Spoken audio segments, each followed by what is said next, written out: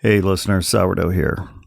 Today's episode is a rare one because we have Ken Feldman, co-founder of Big Imagination, a 501c3 organization based in Venice, California. Ken started Big Imagination to create bold, visionary projects that inspire the world to dream big.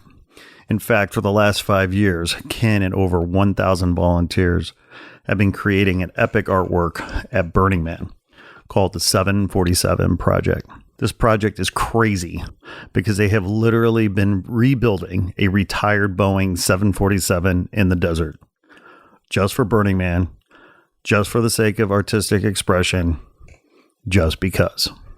And believe me, this 747 project is epic. It has been controversial and provocative. Some people love it, some people hate it, which is exactly why I thought it was a perfect story for Not Real Art.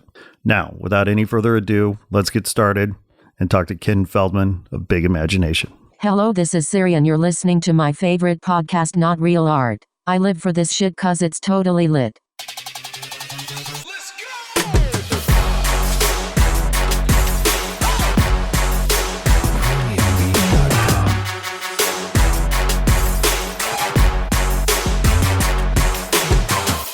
Greetings, artists and art lovers. Welcome to Not Real Art, the podcast that celebrates artists defining creative culture around the world. I'm your host, Sourdough, and on today's episode, I'm honored to be joined by Ken Feldman. Hey, Ken. Hey. How's it going, man? Sourdough. I did not know that you were... Hey, man, there's a lot that you don't know about me, all right? You're on a need-to-know basis. I will reveal this over the course of our friendship. You know, you'll learn more and more. Somebody once told me I'm like an onion. You peel back the layers. I said, well, am I giving you, bad breath as well? I hope not. Ken, how are you, man? Thanks for coming in. Oh, you're welcome. This is my, like I was saying before, this is my first podcast. I've never been on one. That's shocking. I mean, given everything you've been involved in and over the years and stuff, I would have thought that podcasts would be like old fare. Well, hey, I'm honored. You got to pop your cherry at some point. Nothing quite like your first time. We'll always be. I'm going to be crying in the corner when it's over. What did he do to me? I'll send you flowers in the morning. Oh, man. Well, it's no surprise that you haven't been on any podcasts. You're so fucking busy. I mean, as the founder of Big Imagination. Co-founder. Who's your co-founder? John Teo. John Teo. So, where's John today? What's he up to? He is either in Australia or Switzerland. I'm not sure. Okay. We need to put a GPS tracker on him to keep track of him. He's one of those guys. Yes. Got it. Now, how did you guys link up? I started going to Burning Man in 2008, and then I started a camp called Camp Charlie, built an art car called Charlie the Unicorn, which was my first big art project for Burning Man.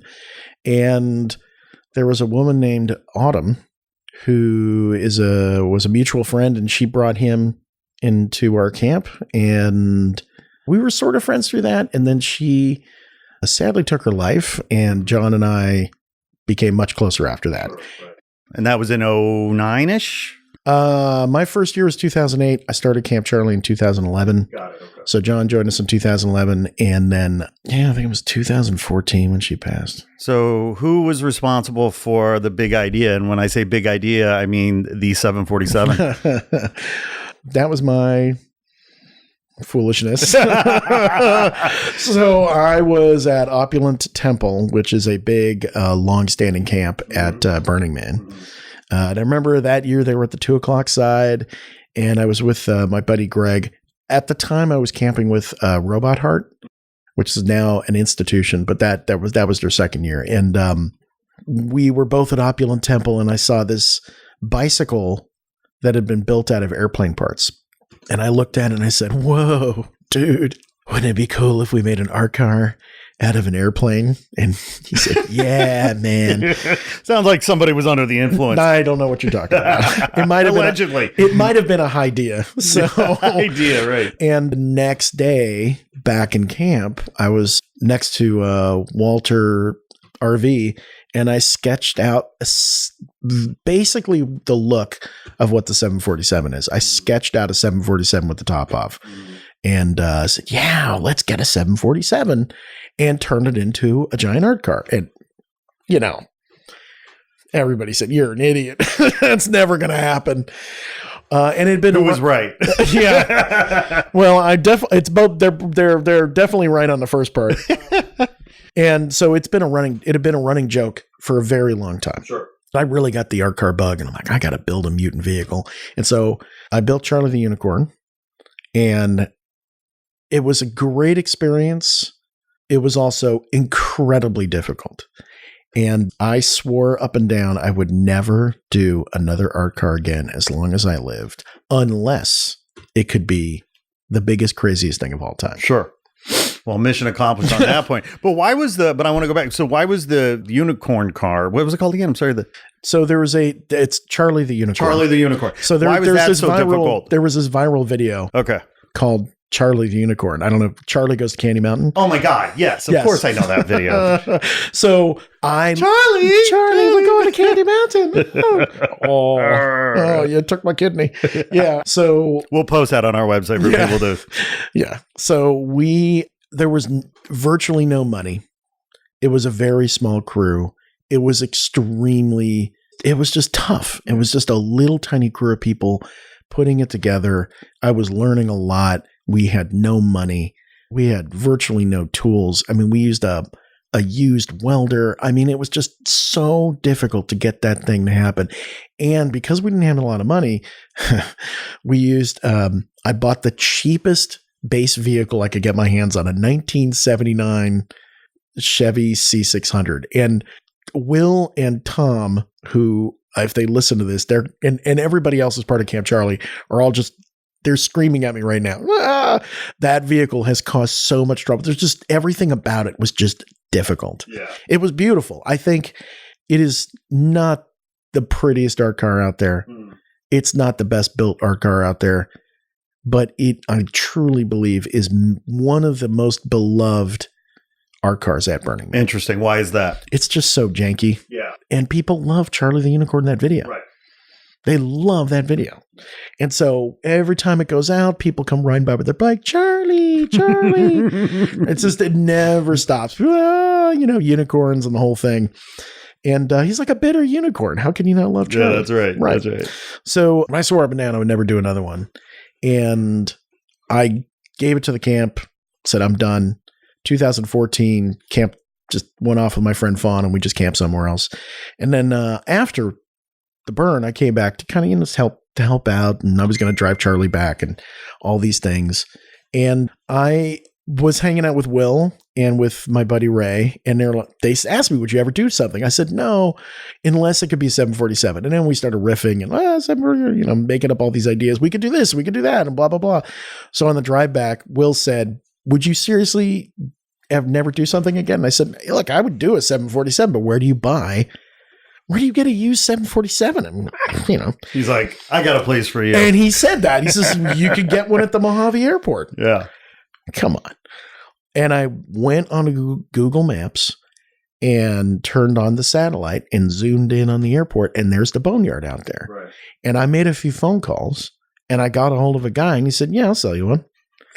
So I sketched something up, and then Everybody's got a guy. I got a guy, knows a guy, and I went to a beach party in Marina Del Rey that my friend Angela and some other people put on, but she does this really amazing beach party. And John was there. Shout out to Angela. Shout out to Angela. Right. Yeah. And all the other people. Yes, but we love you all. To me, it's Angela puts it on. I know there's like 10 people who put it on. So it's a team effort. Yeah. Shout out to the team. You know what? Everything is a team effort. That's right. Everything is a team effort. Somebody once told me there is no I in team, but there is in dick and bitch. Accurate. Yes. Anybody who takes claim to this is my project, like I can understand ownership. This is not my project. There were 1,000 volunteers who worked on this. Yes. And everybody has ownership. Yeah. And just, really, we should have 1,000 people in this podcast. Sure. It's just not logistically feasible. And I only know you. Yeah. So I will do my best to speak for all these people who worked on it. So I shared it with John, and John has this phrase, and he looked at it. I had a little drawing on my iPhone. He looked at it and he said, fuck yeah, let's do it. And I said, okay. And he said, look, I'll put in 10%. I'm like, wow. And my budget was minuscule compared to what it ended up being. I did this really.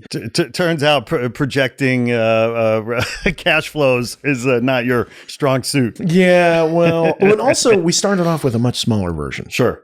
So originally we were not going to have the landing gear. We were just going to use a small portion of it. Yeah. And then when we started looking at building a subframe for it and the look and the feel, it's like, why don't we just leave it on its landing gear? Yeah. And it makes it into a much grander project. And also it does drive up the cost a bit. Slippery slope. Yes. Oh my God. Just wild. I mean, we could have afforded it. So yeah, John said, fuck yeah, let's do it. And then that night, I went to a friend's engagement party and he introduced me to somebody else who looked at it and said, I was going to spend all this money on building an archive rather than give it to you. Let's do something together. I'm like, and at that point, we're like, we have enough money. Yeah. We're in. Right. And then John and I spent a lot of time thinking about what else can we do. And we started a nonprofit called Big Imagination Foundation. And so we spent the next 3 months really brainstorming around that and working with other people to come up with the name and this and that and on the logo. And then by the time we got all that together and figured out all these other things and really had everything going, and I went back to that guy, his girlfriend, his yoga instructor girlfriend at the time, had convinced him that you shouldn't spend money on an art card. That's horrible. You should put it towards the homeless or this, whatever it was. And he soured on the project. And like, But by that point, we had so much momentum. Yeah. It's like, we're going to figure this out. Yeah. And by the way, that's a legitimate. It's absolutely legitimate. And I know this is part of the, what is art? Yeah, absolutely. Is it art? What is art? How do you spend your money? Yep. And these are truly legitimate questions and concerns. And we have had a tremendous amount of criticism around that. Well, part of what I love about your story, quite frankly, and this is, I wanted to have you on for so many reasons, but your story aligns with our ethos so much. But part of what I enjoy about your story, and part of the reason why we started Not Real Art, the podcast and the conference and the other things that we're doing, is that, the pretentious elite of the conventional art world turns their nose largely up at Burning Man, saying like, this is not real art. This isn't art. And I'm generalizing, but that's typically the case. But in Burning Man, you have the sort of the diehard Burning Man folks who can be just as dogmatic and elitist in their own way and turn their nose up at projects and say, well, that's not true to Burning Man. That's not real art. And you've enjoyed some of that critique as well, haven't you? Oh, yeah. That's been a learning experience. But that's art, right? Controversial, provocative. Right. So you've hit on kind of 2 points, which is Burning Man stuff. What's happening at Burning Man is not art. I look at, for example, the Lighthouse Project. That is one of the most amazing pieces of art I have ever seen. Yeah. It's truly incredible. And then there's other stuff out there that I just look at and I go, it's not what I like. Sure. But that doesn't mean it's not art. Right. And that for people who have never been to Burning Man, who have not seen this art, a lot of which gets burned down, you're missing out. This truly is, Burning Man is one of, it might be the great art experiment that is happening on the planet at this time. Yeah. I think you can make a strong argument that it's more important in many ways than, say, Art Basel. And if you don't feel that way, that's your fucking problem. As for the burnier than thou crowd, right? I'm more burner than you. There's these 10 principles at Burning Man, these 10 ethos, if you will. Yep. And one of them, so leave no trace is one, radical self-reliance. But another one is radical self-expression. Mm. Let's just say that the project that we did, the 747, let's just say it's not art, just for the sake of argument. Mm. It's not art. Okay. It is self-expression.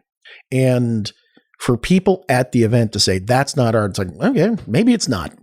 But it is really big self-expression of over 1,000 people who have worked really hard. And maybe they're onto something. Yeah. It's not just me. Yeah. It's not my egotistical expression of blah, blah, blah, blah, blah. Mm. I am not a wealthy man. I'm not some rich billionaire who's just like, here you go. Yeah, and, right. And the funding has come from literally thousands and thousands of people. You're like the Bernie Sanders campaign of art programs on the playa. Oh my God. Yes. Actually, in some ways we are. No one has put in more than, if you look at our overall budget, I think the most anybody, one person has put in, I think there's one person who's put in about 10%. And the rest of it is all like, we've had a couple people with the 5%. And the vast majority of the funds have been small donations over a long period of time and a staggering amount of donation labor. I don't think any other project has ever had this much labor put into it. But volunteerism, man. Yeah. It's had a huge impact on a lot of people's lives. So I know it had an impact on my life. No, tell me how. Well, I mean, listen, my journey around Burning Man's not at all exciting, so I don't want to spend very much time here talking about it. But I will say that one of the highlights of my time last year on the playa, which by the way was my first time on the playa, was dancing on the wings of of the 747. I mean, I don't know, 2 a.m, whatever time it was, doesn't matter. It was just, I was like, what the fuck is this? I mean, like, we wheel up on our bikes. I'm like, there's a goddamn 747 in the middle of fucking nowhere just because somebody thought that it might be a fun idea. To me, that is the beauty of art, the beauty of the human spirit. Thank you. And yes, and that is, it operates at multiple levels, right? So I guess we should probably describe to all these people out there who don't know what the hell we're doing. Yes, let's take 2 steps back and explain what it is. What is your 747 project, Ken Feldman? Can we edit this and put it right to the front of the podcast? The 747, it's a Boeing 747-300 model, which is the first of the megatops. It was built for Varig Airlines. It first flew in 1985. It flew with Varig till 98, and then it got turned into a cargo plane, flew with a bunch of different cargo carriers until 2011, and landed at the Mojave Air and Spaceport, that's how they like to call it, north of Los Angeles. And we acquired it in 2016, and we trimmed it down to the largest size that we could move it feasibly.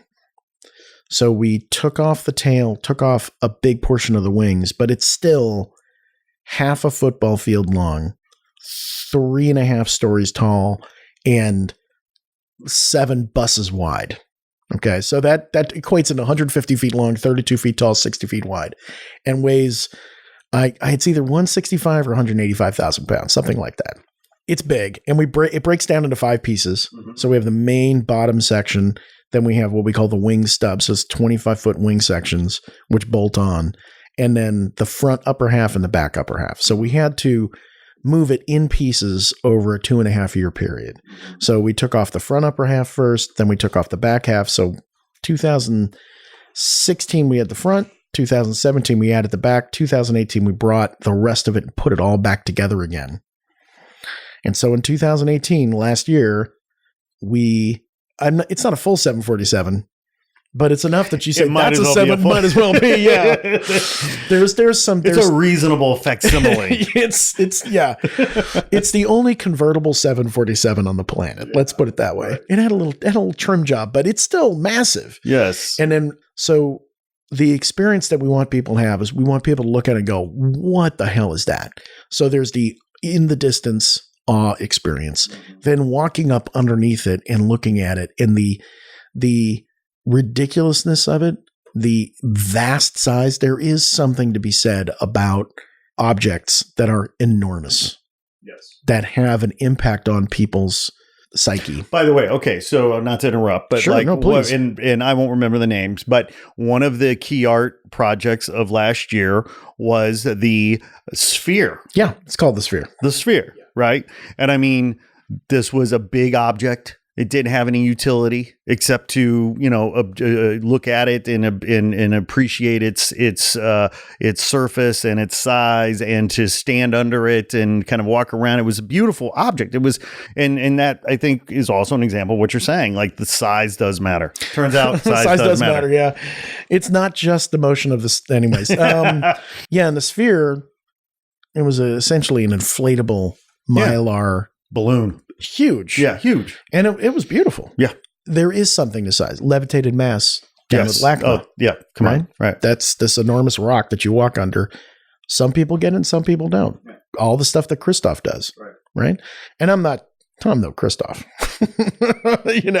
Let's not. There's only one Christoph. Let's not get crazy here. Okay. And I'm certainly not. I can't remember his name. Did Levitated Mass. I'm so embarrassed. Yeah, I don't know. But Doug Prey did the documentary.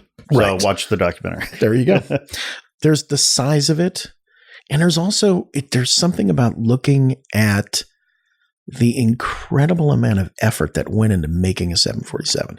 And there's also something magical about a 747. If you're at an airport and a 737 pulls up, people don't go walk up to the window and, put their nose up against the window and look at the plane. 747s pull up. Everybody goes to the window and goes, wow, look at the size of that thing. This project wouldn't have worked if it wasn't 747. That's right. Yeah, if it was a Cessna 185, no one would be talking. You wouldn't be a guest on this podcast if it was a Cessna 185. If it had been a 777, which is an enormous airplane. Yeah, right. 747s are iconic. That's also why Charlie the Unicorn worked. Because it started off as something else. And it was like, meh. It started off as something called Polecat. And it just wasn't vibing with people. And then he said, well, what if we make it like this and do Charlie the Unicorn? And everybody flipped out. I'm like, wow, okay. Well, yeah. I mean, the size is absolutely a powerful thing, but it's also the juxtaposition of a foreign object, right? Like, Yes. what is this 747 doing in the middle of the nowhere? desert? What the hell is this doing in the middle of the desert? Yeah. How did they get it there? How do you move it across? How do you move it? Yes. So there's all that. But then there's so many people that try and get into the plane that a lot of people have not had the opportunity to get the full experience, which is unfortunate. But we could only have about. But that's typical of Burning Man. I mean, you know what I mean? There's no way you can enjoy all of Burning Man. You're literally scratching the surface. That was one of my critiques, and it's impossible. But that's that's why you want to come back, is because there's always something new to see. Anyway, no, it's legitimate. I just because we just have to be conscious of safety. Yes. So we can only put maybe 175 people in the plane at the time. Right. And so there's a velvet rope and you're very selective about the people that get to go. You're so VIP. No. We're just trying to control the number of people who come in so that we don't have 100%. Safety is crucial. And there were some serious injuries last year. You remember the stacked cars? Somebody fell down. The barbecue. Yeah. Well, we don't know. All right. Now, before you start spreading rumors. Yes, I'm not spreading rumors. Every year, there's always, people get hurt, but how hurt they get. So 2 years ago, there was the giant hog, the giant pig. Okay. It was like a boar, like a fire breathing boar. Or something? Yeah, and it was this huge metal thing. Yeah, I think I saw a photo of it, and it rotated around and it moved and it did all these things, and it was in a single location, and so the rumor started off that. Somebody cut themselves on it, right? But by the end of the rumor mill, it was somebody had fallen off and their whole leg had been cut off. Right. Which is not true. No, not at all. So the jungle drums at Burning Man are pretty vicious, which we definitely got hammered on that stuff. There were huge lines of people who were trying to get in. And quite honestly, it takes years for an art car to figure out how to run things. Yeah. So, for example, I was with Robot Heart, helped them out for their first 3 years in a kind of a tangential way. And now, for people who don't know, Robot Heart is an institution now at Burning Man. They have thousands of people who go to their they have DJs out there, and they go out into the deep playa, and they have thousands of people who are there till sunrise. Same thing with Mayan Warriors now, like that. But it took years for Robot Heart to figure out what they were doing. It took a couple of years for Mayan Warrior to figure that out. And our first year, I was like, look, we're just going to have to figure this out. And so we definitely had some crowd control issues and trying to figure out how to get people to come in and come out and safely, and how do we get the people through. And so we think we have a better plan this year, but we'll see how that works. But the experience inside is what we want. We want as many people to have that experience. And so we call that you can't see the air quotes, the 747 experience. So the way it works is we have you walk up to the insecurity checkpoint, which looks like a metal detector, and you pass through, and your TSA agent helps you through the insecurity checkpoint. And what does TSA stand for? TSA stands for either total self-acceptance or touching sensitive areas. It's really up to you. Consent, you get to decide what you want. Yeah. And then you go inside and a flight attendant greets you and says, you're going on a journey of life. Where do you want to go? And they give you a boarding pass. And you could write on that. We give you a pen. You can write on that boarding pass whatever you want. You could say, I want to go to Disneyland. But we're asking people is to really dig deep. Where do you want to go with your life? Where do you want your future to be? Yeah.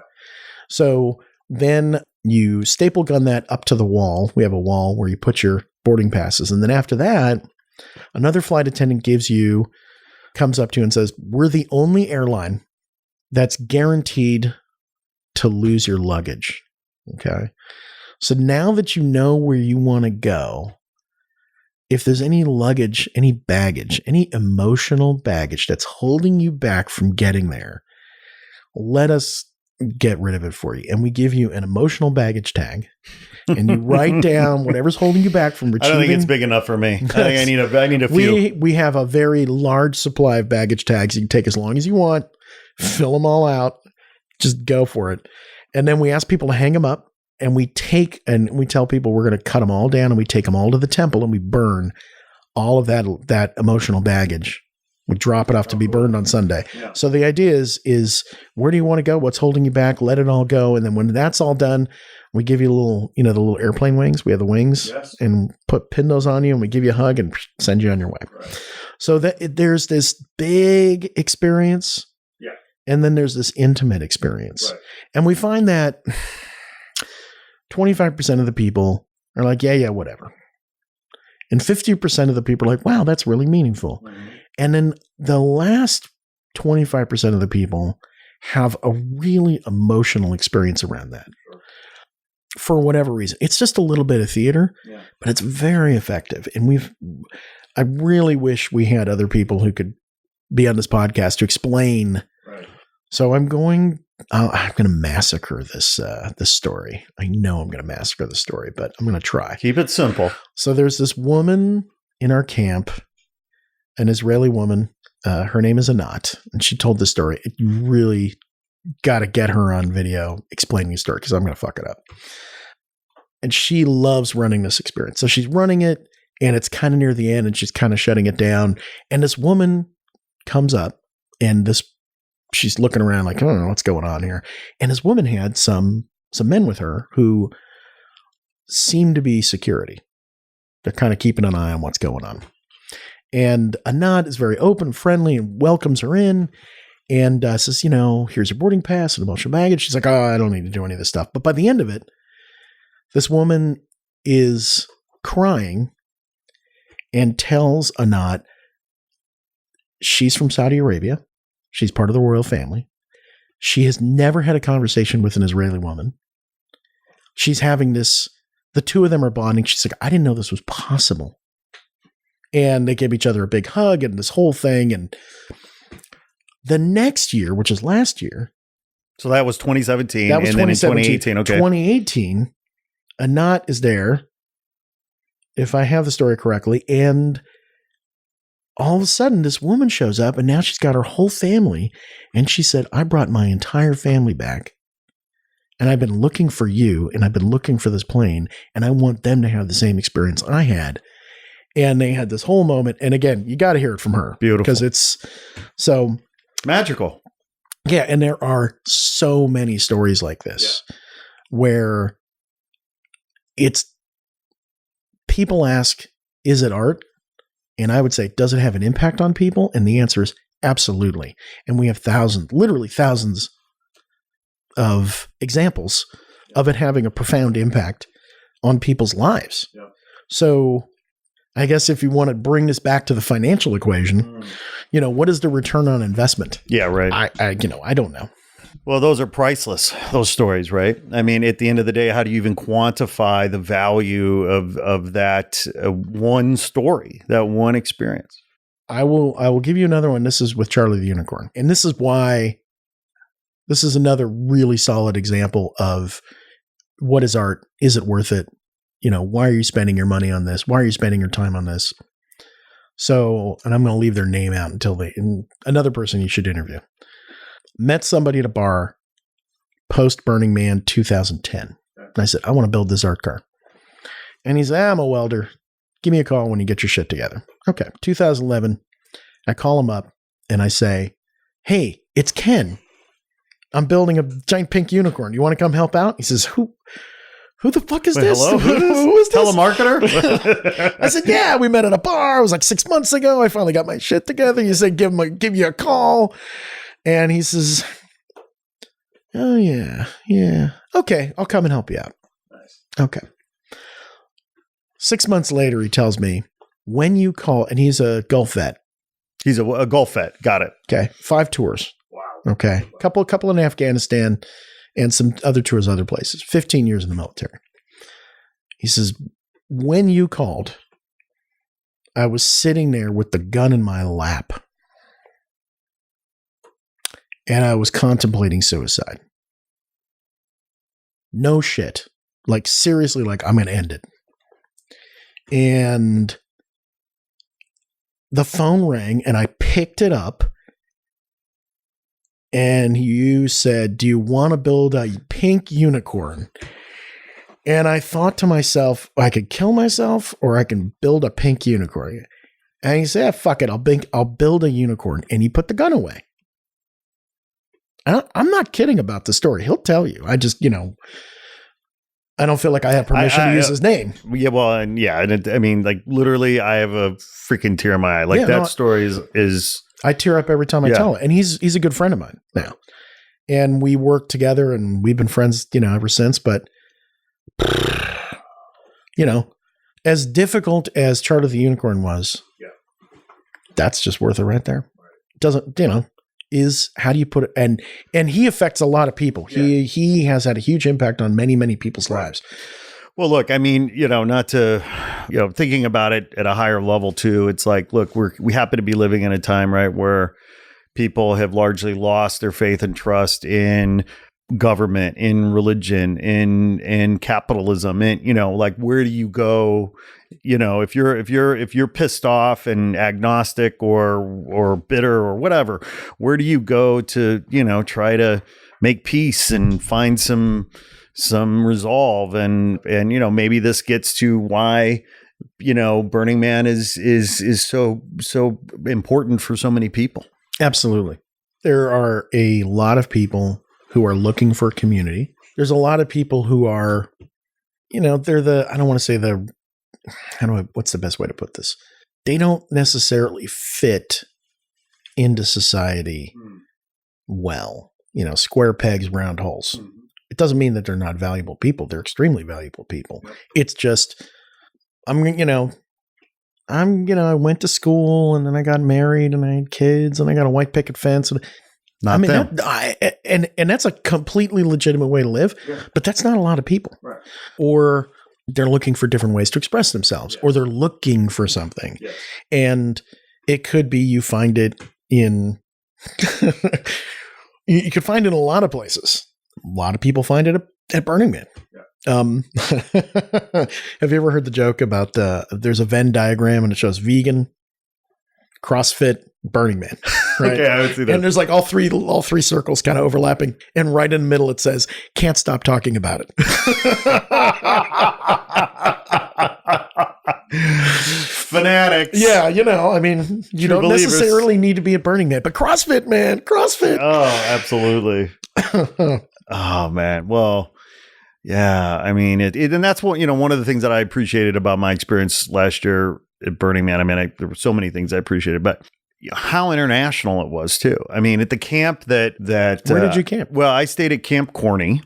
You and I know each other through our mutual friend Paul Anthony, or Disco Paul, as you might know him. But so Paul and I go way back, and he had been inviting me for years to come, and so I finally went last year. Is Uncle Awesome part of Camp Corny? Yeah. Oh, that guy. That's a perfect example. Yeah. That guy. He just thrives on that stuff. He's Yes. great. He's a character. I love that guy. 100%. Right out of central casting, as they say here in LA. Yes. And love that guy. And anyway, so I was at Camp Corning, and one of the gifts to the playa is this day club where you come and you get your party pole animal and what have you. So I'm checking IDs right for the bar, and I'm looking at passports. I'm looking at IDs from South America, from Europe, from Asia. And it was just and that was to the extent. I mean, people we're living in this time where people like to paint with broad brush strokes. We're not living in a time of nuance, but it is an incredibly diverse, eclectic experience. Oh yeah, and it's all economic status, which to me is very interesting. So we have some very wealthy people in our camp, and we have some people. We had a couple of people who are, I don't want to say they're homeless, but they're definitely in between homes and everything in between. And we do our very, very best to create a financial system that allows every level financially to be able to participate. We have people from all over the world. I think we've had people from literally every single continent except for Antarctica at this point be part of the camp. And we almost had someone who is an Antarctic researcher join us. She couldn't get her shit together in time. It's like, damn it, that would have been great. 7 continents. Here we go. Flights out of Antarctica are a bitch. I mean, it's really hard to get a seat. They are. But that's Burning Man. Yeah, right. And I would say there's a lot of people out there who say it's so expensive to go and blah, blah, blah. For the people who don't know, you can get what's called a low income ticket, which is $200, and bring a tent or a car. Make sure that you've got some peanut butter and jelly, so you always got some food that's not. Get some water. Yeah. That's, you don't have to go. Yeah. No, that was to me one of the great myths that, when you hear, oh, it's a bunch of rich people. No, it's not. It's absolutely not. Yes, there are rich people there. Absolutely. But there are absolutely working class people there that save all year to go because this is their big annual pilgrimage that is, so important to them. And, and so there's all of that, Another way for people to look at it is this is the annual camping trip that you do with friends. And that's how for a long time, like right now I look at it differently. Like there's stresses and things are a little different right now. But it's a big camping trip with a whole bunch of people who are all bringing all this fun stuff and they want to share it with each other and they're having a good time. And don't think too much about it. Just have a good time with it. Absolutely. And myself, I'm in a different spot. People who run camps, especially big projects like this, we're sort of in a different spot. We call it working man. But Burning Man is particular for people who are running the big projects or working on the big projects. I like to say that Burning Man is where people who like to work too much go on vacation. To work too much. Right. Yeah. My other thing is, when you run a camp, it's like everybody in the camp. It's like going camping with Cub Scouts. Right. But the Cub Scouts aren't little boys or little girls. They're cats. And they're all high, which is not true, but they're all cats. Right. And it's just like, we're all running around the desert trying to keep them. So I got my first invitation to go to Burning Man in 1997. Okay. I got mine in 95. That's right. I'm like, I'm not going. Yeah. And I've had many friends go over the years, and I just, for whatever reason, I won't even go into it, but for whatever reason, I just never made it. So last year when I finally go, and I'd always wanted to go, it just wasn't one of those things I prioritized. But of course you hear, and I'm 49, like I've been around the block at least once, but you hear it's like, oh, you have to go. You can't explain it. Of course, to me, that's a challenge, right? So I want to go and I want to try to deconstruct what Burning Man is. So I came back with a couple of sort of paradigms. Can I run them by you? Absolutely. See what you think? Okay. Absolutely. I'll go with the simpler one first. So I came back and I said, you know what? Okay. If P.T. Barnum, Salvador Dali, and Pink Floyd could have a love child in the desert, it might be Burning Man. That's pretty good. Yeah, close. That's pretty good. What's the next one? Okay. The other one is a little more complicated, maybe even a little more provocative, but I'll break it down. If you like camping in potentially harsh conditions, you might like Burning Man. If you like art, okay, you might like Burning Man. If you like music, particularly EDM, you might like Burning Man. If you like costume play, Yeah. you might like Burning Man. For sure. Okay? If you like being greeted with a hug by a stranger, you might like Burning Man. And if you like white people, you might like Burning Man. If you don't like any one of those things, you may not like Burning Man, and you might be a racist. Okay. Close? No? It is. And I love Burning Man. I have a bunch of friends who are people of color who go to Burning Man, but it is unfortunate that I wish there was more diversity. That was the one critique. I said if I was involved in leadership, the one thing I would try, and I'm sure they're doing this. Oh, they definitely. How do we get more diversity in there? They definitely reach out. I don't know. I'll be curious to see. Yeah. I would be curious to get the feedback because this is going to sound horrible. So I'm Jewish, right? So I don't mind but I have several friends, but particularly Lance and Max, who are Black, and so we all make the joke of some of my best friends are Black, which is true. Right. So they go. I've camped with them a bunch of times, but I don't know. I think some of it has to do with economic status, right? So there's definitely not as much economic. Well, this kind of gets back to what you were saying. I want to say economic freedom. Yeah. And there's definitely, without getting too political. Right. But this also gets back to what you're saying about in terms of like, there are ways of getting there that aren't expensive. Like there are economical approaches and ways of camping and ways. You know what? Even then, a $200 ticket for a lot of people is a lot of money. 100%. It's a lot. Yeah. It's a lot of money. Fuck yeah. And that's a luxury. Our camp dues average out to $1,300, which is it's a ton of money. It's a ton of money. Yeah. And when I did Camp Charlie, I think our first year, our dues were like $100, $150. And by the way, this gets back to some of the criticism, right, that I guess some of the OG burners, right, have about Burning Man is that it's become too big, too expensive, right? I mean, is that fair? Yeah. So there is kind of an arms race. So here's what's going on. You have an arms race around who can outdo each other in the art world. Sure. Right? Who could do the crazier, bigger project? Yeah. And when you start doing crazier, bigger projects, it requires more infrastructure, which costs more money. Yeah. It requires patronage. And the patronage, generally speaking, they're not sleeping in a tent. Right. And that's part of the reason why. So we have quote unquote all the amenities. We have showers, porta potties, and we have a power grid. Plus we have campers who just focus on doing the food. So we have a kitchen, full meal plan and everything like that. But the reason why we do that is not because we want all the amenities. Woo!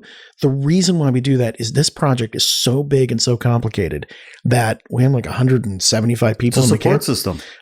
We just want to make it like, look, all we want you to do is focus on running this project. That's right. And not how am I going to get fed? Yeah. How am I going to get my RV pumped? How am I going to, it's like, because when you don't have that, you then spend hours trying to wave down the truck to come by and pump your RV. Yeah. Or you are so nasty, you can only do. And by nasty, we mean dusty. Yes, you can. Yeah, it's you can only do baby wipe showers so many days in a row before you start going, oh God, I really need to take a shower. Yeah. And if we weren't doing a project this big, I would absolutely roll back all that stuff. It's like, we got a barbecue, bring some food, throw it out there. That's it. Yeah. And it's just, people love the crazy over the top spectacle. And I don't think that a lot of people who go to the event or people from the outside realize how expensive that over-the-top spectacle is to put on. Yeah. And Burning Man, the event, doesn't put it on. Right. They have this genius business model, which is, we're going to set up a town. You guys bring the show. It's pretty brilliant if you think about it. But that's. So I want to, speaking of So I was told this story and by the guy who did it. So Burning Man started in San Francisco on Baker Beach. They did it for 2 years in a row. In the third year, it was getting so big. And by big, they were like, 300 people or something like that. And the city said, nope, you're not doing this bonfire again. There was a group called the Cacophony Society. I don't know if you guys, okay.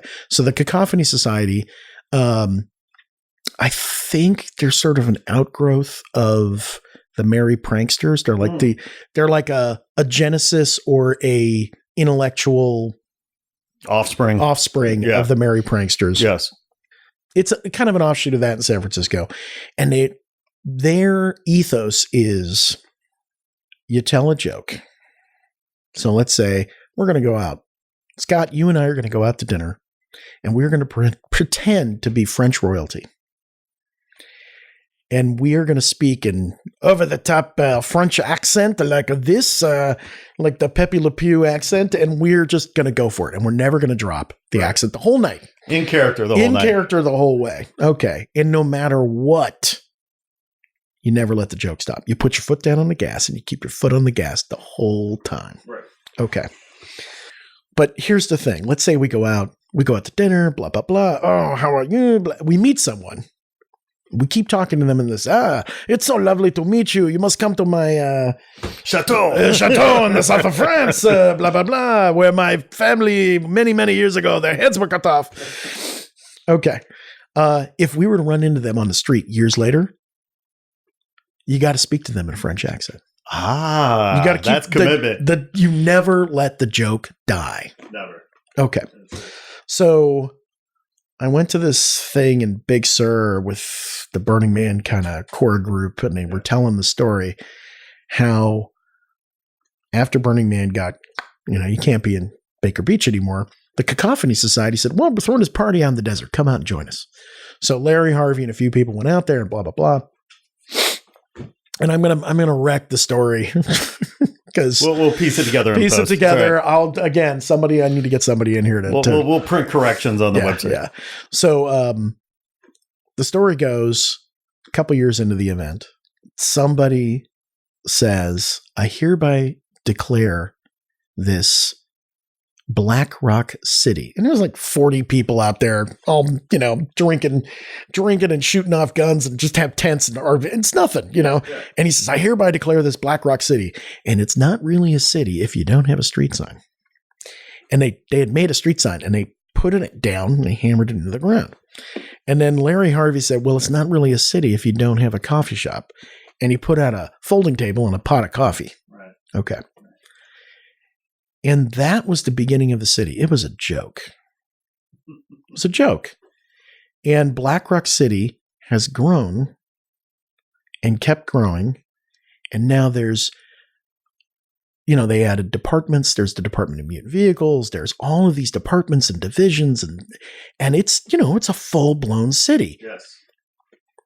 But most of the people who go to the city, or most of the people who volunteer to help put the city together, and all these people, none of them realize it's just a big joke.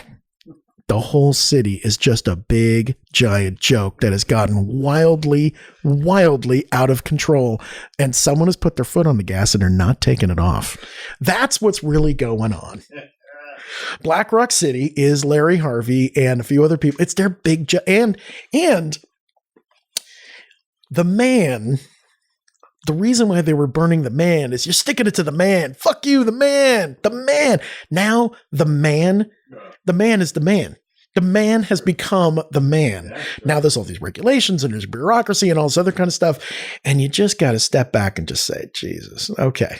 This joke is out of control. And you got to know, you got to get into the joke. Yeah, you really got to dive in. Right. That's, so for all the people who take it so serious, I would just say, just lighten up, man. It's just a huge prank that has gotten way out of control, just so massively out of control that now you have to deal with the federal government and you got to deal with the this and the that and the blah, blah, blah.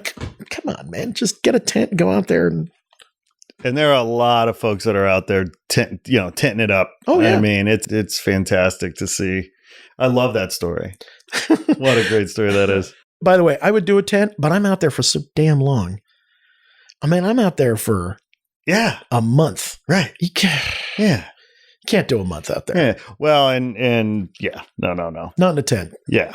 That's a bit extreme. That's extreme. Ken. Well, I mean, there are people who do it. I can't do it. I actually, when I'm out there too long, I begin to.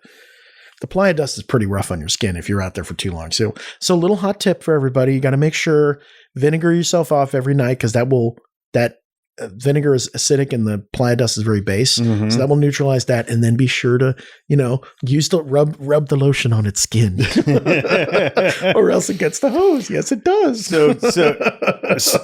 So Ken, I want to get really practical for a second. I want to take 22 steps back. What does a 747 from the boneyard cost? And tell me to fuck off if I'm getting into nitty gritty stuff, but I'm just curious, how the hell does one buy a 747 and what does it cost? So depends on which one you get. Yeah. Okay. There's different models, and the newer models are worth a lot of money for a variety of reasons, because you can pull parts off and stuff like that. We got a Dash 300, which they don't fly anymore. It had been out there for a long time. Who made it originally? Boeing, of course. Yeah. We got a really good deal. I'm not going to say we probably got a better deal than we should have. Not to interrupt. Is Boeing aware of your project? Boeing is aware. There's a bunch of people at Boeing who know about it, and they want nothing to do with this. Right. I can only imagine from a liability standpoint that they just mean oh my God. Their lawyers are like, do not go there. Do not talk to them. Do not help them. Do not do And when we purchased the plane, we had to sign a really big contract with the company that we bought it from that said, all the liability is on us, nothing on them, and nothing on Boeing. Right. And we've modified it. So it's okay. I will tell you that after working on that plane, I feel so much safer in flying in airplanes. These things are built like you would not believe. Boeing really builds a good airplane. So the Dash 300, you're going to buy this thing. You go there, you're window shopping, you're looking around for some plane that you can buy. I mean, take us through that process. So we went out, there was 25 of us. A lot of people helped me on Charlie the Unicorn. Ken, you're going to do another project? 747, wow, crazy. We go out there, we see everything, we find a plane. It's okay, we got to put some money together. And that took a little bit of time. So the first plane we were looking at got crushed up. They scrapped it. Okay. And it was much nicer than one that's oh no. So then I found another boneyard. Did you not put a deposit down? That's funny you said that. So we found there's another boneyard in Victorville. Okay. And I got to be careful about this because we had a lawsuit. So there's another boneyard. There's another company. We put a deposit down on this other plane, which is it was a 400 British Airways, beautiful plane. And everything was in there. We put the deposit down. And then the airport said, well, we don't care if you have a deposit. You're not working on this thing here. That's the short version of it. It's a much more complicated story than that. And so we said, well, okay, got to give us our deposit back. And I had a verbal from the guy I've been dealing with. He's like, oh yeah, no problem. And we had an email on that. And then his boss basically said, oh, fuck you. We're not giving you your money back. Oh, wow. This is the super short version. Yeah, of it. right. And so then we had this very long, drawn out lawsuit over our deposit. And we ended up settling out of court because the judge was just like, it's not specifically in the contract on the deposit. So maybe I'll rule for them. Maybe I'll rule for you. I'm not sure. Yeah. And so our lawyer wisely made the decision. He said, listen, I'm guessing this judge he's telegraphing to us, we're not going to win. Let's settle. Yeah. But there's a company out there who I cannot mention because I don't know about the legality of all this thing, who basically fucked a nonprofit out of a whole bunch of money because they're greedy sons of bitches. Yeah. I mean, and now my only consolation I have on that is that our lawyer works for pro bono and their lawyer is getting paid hourly. Yeah. So we essentially extracted, but it's like, God, it's such bullshit. Yeah. Just, anyways, I don't know how much time we have, but all the time you want. So I was talking with someone about this and they said, oh yeah, I know that company. And he used to work for a royal family in the Middle East. And he says, they also pull parts off. They, strip down 747s, put the parts into storage and whatever. And he said, yeah, those sons of bitches, they did the same thing. They tried to do the same thing for us. We had flown a plane in and we were getting parts and we had the parts and we were parked on the runway and they said, oh yeah, we need to charge you more money for those parts. Which is crazy. It's like, you can't do that. Right. And so they said, oh, okay. Well, we'll come in tomorrow and we'll deal with it. And they went right to their 747 and they said, they took off.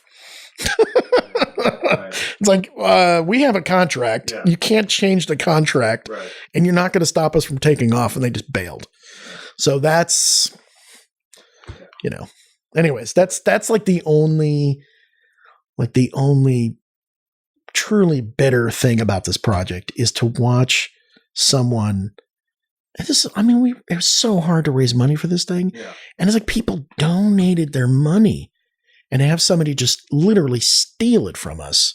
Well, I'm guessing the optics. I mean, most folks out there are probably thinking like, oh, the guys behind this project are rich. We'll take them for some money here and there. So you're in Mojave. Yeah. You're looking around, you're walking around. What was it about this particular plane? It was the only one. It was the only one available. Yeah. Well, there you go. That'll work. So going back here. So the 100 has 3 windows. It's got a very short hump. Mm-hmm. The 200 it's a slightly longer upper deck. Mm-hmm. The reason we wanted a 300 or 400 is that's the one with the big upper deck. Yeah, it's got like 45 feet up there. Yeah. And so the idea was we're going to make it a convertible. You pop that top off. Right. And so you want to have this big wide space for this big open upper deck. Yep. And there's all this, it's just so beautiful going up there and all these people can be up there with you and you can look out and you just can't do that with a 1 or 200. Right. So it's kind of like, this is the only plane that was available. It turns out there was actually one more, but you had a vision for the design that only that model could help you realize. Yeah. Right. Okay. Yeah. The 300, they only made, I think 89 or 87 of them or something like that. I mean, Ken, this podcast could go for hours and I want you to come back because you better keep me in control because I've got all this coffee in me. No, because there are just so many logistical aspects to this, right? I mean, because it's one thing to find a plane, be able to buy a plane, but then you have to transport the goddamn thing, right? And how the fuck do you even, you don't know. Okay, by the way, let's take 57 steps back, Ken. Why you, man? Like, how the fuck did you find yourself in this situation where literally, were you an artist? Were you an engineer? How the hell did this even happen to you? I have no idea. I have a background. I was always interested in aerospace as a kid. Okay. Did a whole bunch of science fair projects and stuff and designed some airplanes and hovercrafts and crap like that. And then out of college, I started an aerospace company to develop a low-cost rocket launch vehicle to put satellites into space. So I have a background in that. Yep. And that didn't work out, went into several, did a bunch of tech stuff. Mm-hmm. And in 2008, I got invited to go to Burning Man. Mm-hmm. And I had been invited a long time ago. Right. So I went 2008 and, the bug just bit me really hard. I love to build things. Right. I've always loved to build things. Okay. And that bug, the building bug just, and I was with Robot Heart, which is it's a bus, giant sound system on the side with a big heart on top. Yeah. And it's iconic. Yeah. At the time, I was like, it's just a bus, But I was like, oh, this is so much fun. It's so much fun. And Burning Man definitely, I can't believe I'm actually going to say these words, but Burning Man changed my life. There they are, people. For better or for worse. And I just got the bug. And it's, building stuff is super fun. Yeah. Building stuff with friends is even more fun. Right. Building stuff with friends and then seeing it come to life and seeing all these people dancing in front of it and having a great time and riding along on our bikes and going, Charlie, but I mean, it's something else. Right. And then to hear these stories about people who say, you saved, your project saved my life. Or now, like I said, we've had over 1,000 people volunteer, but there's all these people who it's an important part of their lives now, and I'm super lucky that of all the things that I'd probably say I'm most proud of is and everybody says this and blah, blah, blah. And it's really, let me move this forward. It's really common, but the community that is built up around this is pretty amazing. Yes. And this is my family, aside from my real family, this is my family. Right. So I'm, this is the family you've chosen. Yeah. Right. Some of them have shown up. Yeah, well, then there's that. Okay, come on in, straggler. Yeah, there's a few, there's always a few, but I'm one of those. I'm like one of those few, like, nah. I've one of the people in the camp, she calls me Uncle Morty. Uncle Morty. Uncle Morty. Because I'm kind of cranky and I love it. Everybody loves Uncle Morty. Uncle Morty.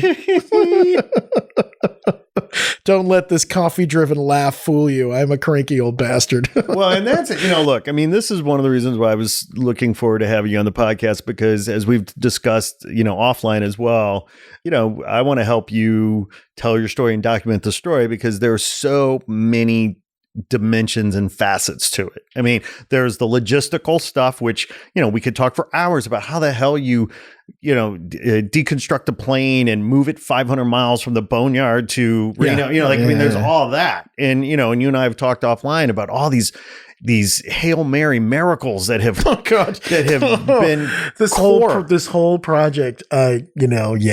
project is just like right down to the wire every single time. There's just no way around it. I don't know why. It's a pain in the ass. And then, and this is, again, one of the reasons why I wanted to have you on the podcast today, is because after all of this blood, sweat, and tears, after all of this love, passion, pain, and suffering, this is the last year. This is the last year. I'm under an NDA, so I can't talk about exactly what's happening, right, per se. Okay. And I'm not sure when this podcast is going to come out. So, but I hope to release it within the week. Okay. So we have been approached by a group in Las Vegas, and we are going to move. We're going to move the plane off the playa and disassemble it. Oh God, we're going to take it apart again. Jeez. Yeah, you've done it before. It's easier the second time around. Or is it? Oh God. So we're going to take it apart, and then we're going to move it 500 miles to Vegas, and it's going to be put together. And then it will be an art installation in Las Vegas in an undisclosed location at this time, because that's that's the NDA part. That's the NDA part. Can't say who's of course, purchasing and whatever. But we're super excited about it, because as much as we love having it at Burning Man, 80,000 people get to see it a year. Right. Now, literally millions of people will get to see it a year. And the people we're working with are being super respectful about how they want to present it and how it'll be utilized. Yeah. And it's going to be available for the world to experience. The second life, is profound. I mean, I think part of what's so cool about that is there are so many works of art at Burning Man that may not be able to transcend that environment. And what I mean by that is the context is so important to enjoy that artwork, right? Being in the playa, being in the dust, being in the middle of nowhere, under the stars, whatever. But the 747 project may be one of those few, and I suspect is one of the few, if not perhaps only, artwork that can really be understood or enjoyed in another context outside of the playa. I think you're absolutely correct, because when it's on the playa, it's a fish out of water. when it's in Las Vegas, it's fish definitely out of a fish out of water. You're going to be driving along on the highway and go, what the hell is that? Right. So, I mean, and you could see these things. 747s are enormous. You'll be able to see it from miles away. Right. So, yeah, I'm pretty excited about that. Well, I also don't want to bore the hell out of people. So, No, this is great, man. so This is, I know people they want to know how the hell do you take this thing apart? Yes. How do you take it Right. apart? Okay. So, Listen, I want you to say whatever you want to say. This is like, to me, this is just pure fun. So, okay. Well, so first what we did is one of the first steps was we did a route survey. okay. Route And survey, a route survey is if you're going from Mojave to Burning Man to Gerlach, Nevada. which is like what, 500 miles It's or about something? 500 miles. Right. So I contracted a company, and because this is part of it, it's like how big can it be from you move it? Because I didn't know if it was possible. And so that was one of the first things that John very graciously, put up the money for that. And it's not that expensive, but But it ain't cheap either. yeah. So he put up the money for that. We did the route survey, and we came back with a number, which is it was about 135 feet long. And it said, and they said, we think we can do it 135 feet long. And that is exactly how long it is. I think we actually might have been able to get it a little bit longer than that because we went with a different company in the end. But And this is just the fuselage. This is the body. fuselage. Right. The wings, Yeah. that's a whole other thing. That's a right. whole other thing. Yeah. So then we got the plane in April 2016. Mm-hmm. And I naively thought we could do the whole thing in the first year. So we didn't, at first off, we didn't have the money. Yeah. Because it's to be able to take that whole thing apart and then move all of that. It's quite a bit. So You mean quite a bitch. yeah, well, it's financially a lot. And it's also, Yeah. just, there's a lot of work. Sure. So what we did is we took the front upper half and again, we measured out what size can we move? And I think it's when it's sitting on the trailer, the front upper half is about 75 feet long and 17 feet, 8 inches tall. And that is the maximum height that we can go without having to start raising power lines. That's it. Or it could fit underneath there's a tunnel that has to go through. There's all these things. Yeah. That's the maximum size. Yeah. And so we wanted to bring the whole thing. And I was at this event, Further Future, and I'm just realizing, God, I don't know how we're going to pull this off because we don't have enough time. And my buddy Les wisely said, and he was involved in the project from the beginning, he says, why don't we just bring the front upper half? Let's not try and do the whole thing. It'll still be great. And we'll put it up on what are called a cripple wall, which is like a wall that's about 24 inches tall. And that will get it to the correct height. And when you say front upper half, you mean like the cap, right? Like the top, or is it the nose? So if you look at the plane, you have the main deck. Right. Okay. Which is where you see all those windows. Yeah. And then where the seats might be. Right. And then on a 747, you also have that upper deck. Right. So that's where the cockpit is and the first class people and blah, blah, blah. So we cut the plane maybe 18 inches below the window line, the main window line. Right. We took the nose cone off. Yes. Okay. And then we cut it from the very front of the plane all the way back 75 feet. Wow. And then we cut it all the way around the top. Right. So the bottom half of the fuselage was intact, which is super critical because if you cut that, you'll never get it back together again. Right. So we put that onto a trailer, onto a flatbed using an excellent company called Valley Wide Movers. They came up with the plan around this. Shout out Valley Wide Movers. Yeah. So we took out the windows and put steel beams through the windows and added extra support posts on the inside, and this all fit onto a trailer. And then they towed that thing at 60 miles an hour. They were flying. Wow. Yeah. Wow. It doesn't weigh that much. Right. And we're like, oh, they'll probably be doing 25, 30. Highway patrol escort, they were moving. That's crazy. They were hauling ass. That's amazing. Yeah. And they probably could have gone faster, but it's just like the highway. Yeah, that's safety. Yeah, So they hauled that thing, took 3 days. And then the next year, we took the back half off. And what we did is before we cut anything, we put in a series of what are called doublers. So you have these ribs. Every 20 inches on a 747, you have a window. And in between the windows, you have ribs. Yeah. So what we did is we did the engineering to figure out how to when you have damage on an airplane, you rebuild that airplane using what are called doublers. Okay, so there's a mathematical formula to figure out how thick of a piece of aluminum that you're going to use based on, it's all 7000 series aluminum. So you use this, then the tensile strength, blah, blah, blah, and how many bolts and all that other kind of stuff. So we came up with those numbers, and then we installed these plates, hundreds of plates, all the way around the entire plane. And then we took all the plates off, and then we cut it so that when we eventually put it all back together again, it would all fit. Yeah. And so the whole idea was, how do we take it apart and do it in such a way that when we need to put the plane back together, we can do it very quickly. Yes.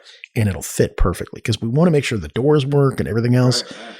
And we looked at a bunch of different ways, and this is how you do it. If you damage a rib on a plane, how do you rebuild it? And we're just going to pretend that imagine you've damaged a plane. Yeah. It's like we're rebuilding it basically right back to spec. Yeah. But, it's never going to fly again, but close. Right. Although I was pretty confident I was flying on it last episode, but that's a whole nother podcast. Yeah. So we had people out there we have a lot of people who were airplane mechanics, and we've got people who've never done anything.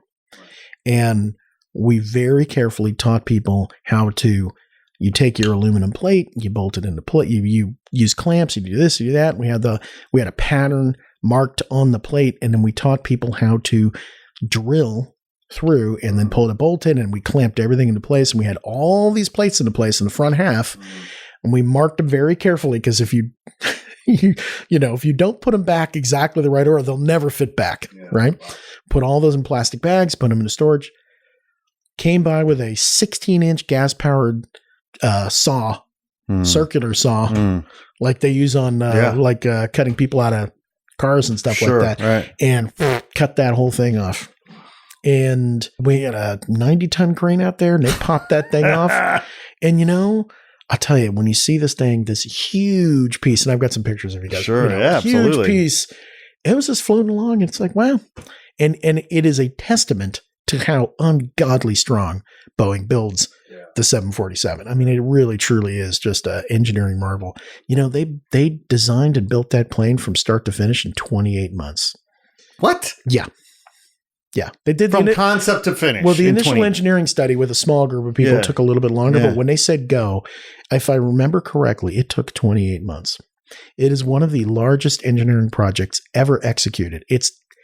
I don't want to say it's on the scale of the Apollo project, but it's pretty close. Right. They had so many people working there. If I remember from the documentary, they were spending at one point, I think it was like $10 million a day. And then when it was done, they went right into a recession, and they couldn't sell anything, right? They couldn't sell these planes. It was A, a recession, and B, they hadn't deregulated the airline industry yet, so it didn't quite make economic sense. Right. And so they literally laid off 2/3 of the company. And there's a famous billboard that said, "With the last person leaving Seattle, please turn off the lights." Oh, geez. Yeah. But it turned out to be one of the great. What was the documentary you mentioned? Was it the 747? I mean, it's a documentary. There's a bunch of documentaries I'll have out to there. Look them up. Yeah, but I'll have to share the link. The best one happened a couple of years ago. Okay, cool. And it truly is 6 million parts and fasteners. 6 million. And that's pretty much all done by hand. So, jeez. We're just, and they did it, and no computers, all done with slide rules. They didn't have computers back then. Right. Of course. Right. So the whole plane was built. Talk about human ingenuity. And you got a bunch of guys with short sleeve shirts. Yeah. Wearing ties, pocket protectors, that's right. ties, and on just acres of drawing boards, just going at it with slide rules and compasses. And I mean, it's truly incredible. Yeah. So it was just such a joy to work with this incredibly, and to learn all about it. So we did that in the front, then we did it in the back. And then the last year, 2018, we had to take the wings off. So we did another test, and then went through, and I said, all right, the widest we could have the plane would be, the narrowest spot is 26 feet, 2 inches. There's a bridge we have to go under. 26 feet, 2 inches. It's all right. So we're going to make it 25 feet, 8 inches. or 10 inches. 10 inches? Yeah. It's 25 feet, 10 inches wide when we got it done. And the wings, you have three main spars to go out, and then you have the fourth spar, which is what's called the landing gear wing beam, which is this big titanium beam that sticks out on either side, about 20 feet on either side.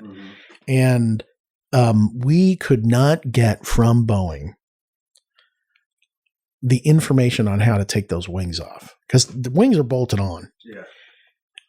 And they just would, no way they're giving us, they didn't want to acknowledge we existed. Yeah, right. And I pushed a little bit, but it's just like, just going into a big giant black, and I totally get it. I don't, right. They don't want the liability of a bunch of hippies out in the desert throwing a party. So we came up with our own solution, which is cut the wing off. Or first what we did is we installed, again, using doublers, on the wing spars. There's 3 spars. So think of it like an I-beam. And we put a cap on top of the I-beam on the bottom. We calculated out the thickness. We got the correct, we got 7,000 series aluminum, and, rebuilt those I-beams, and then we rebuilt the stringers, and then we rebuilt the skin of the wing. And it was just this whole thing. But the real thing is these titanium beams. And we had to have the titanium beams because we wanted to have the wing. We wanted the landing gear on the wings. One of the things about a 747 is that it's got 4 sets of landing gear in the back, and it's a very iconic look. Yeah. And a lot of people are like, we don't need those gears. We don't even need the wings. Like, yes, no, guys, we do. We have to have those. Are you kidding me? Yeah. Of course. Yeah. And in order to have that, you have to have that titanium beam meets at about 20 feet out on either side. Right. So where that connects, we cut the wings just on the other side of that.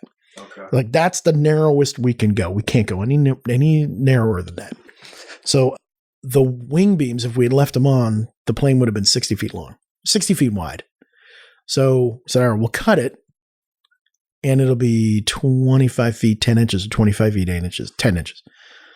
So to rebuild that, they had done something very similar at the Houston Space Center, because they have a 747 with a shuttle on top. Yeah, right. And they had to move that, and it was too wide as well. So Boeing went out there and did it for them. Sure, of course. Because it's a national museum. And it's scholarship. Right.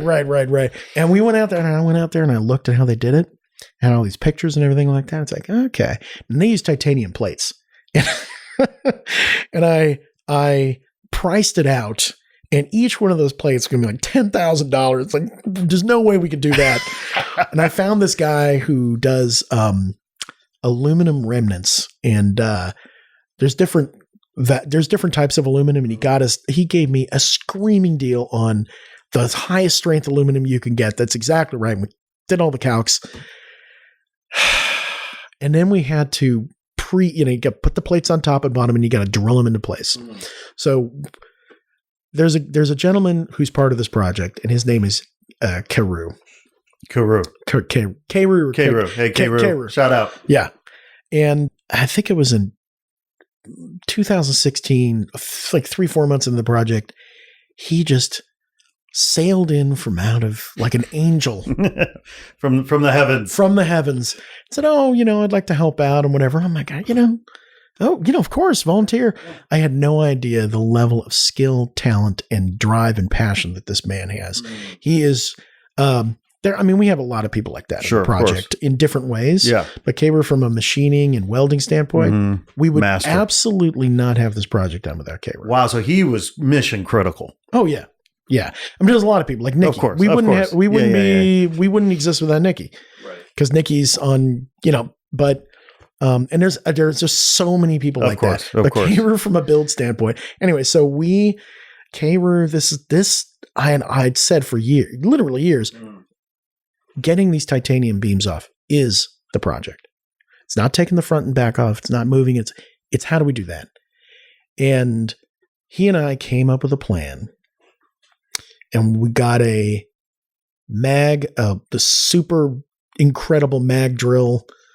Oh God. And put steel plates on top and put the MAB 850 mag drill on that thing. And he was on that drill, and we found the drill bits that we were using weren't working. So we found a oh God, I'm forgetting the names of the mag drill in the company that. How dare you? I know. I want to plug them. I want to plug them because this mag drill was great. It'll come back. It'll come back. Yeah. So we got this special drill bit where you can replace the tips and you can pump liquid through it to keep it cool.